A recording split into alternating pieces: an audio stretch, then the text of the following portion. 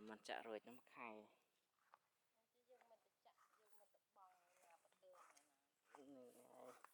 tình được một bạ hot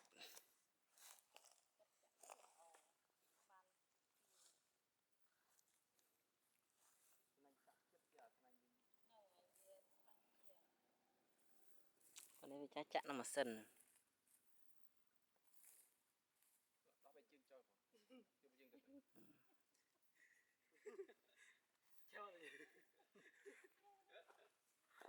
phải chơi đừng nuôi vậy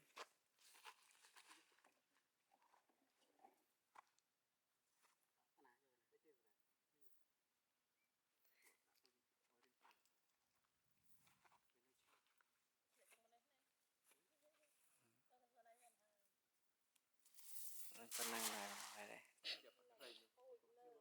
công vụ phần hơi lẹ tiệt hơi lẹ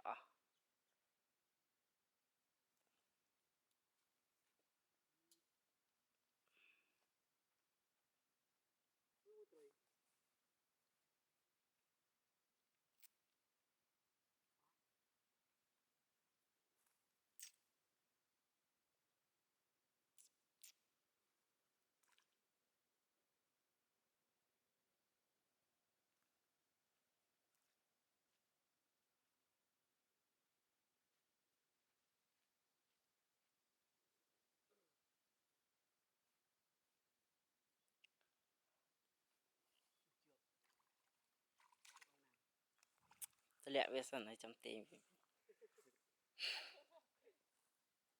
chưa là anh như đây rồi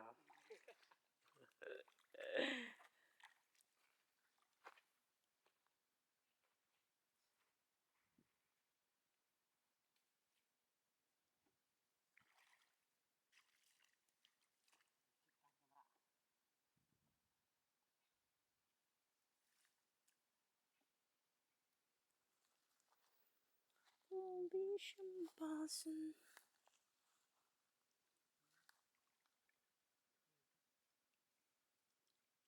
cơ đã tịch bằng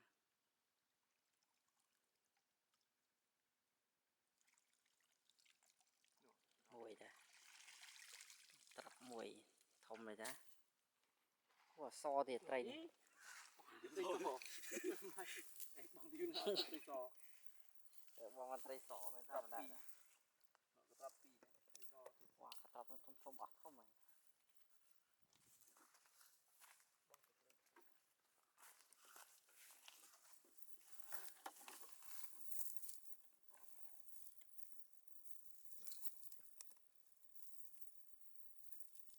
đó bây giờ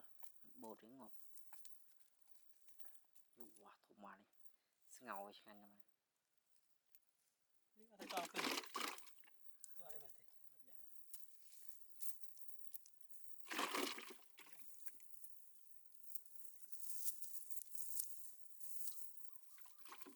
sao đó sao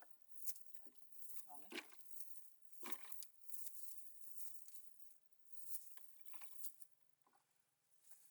chụp con trao tới đấy chào bạn thường bạn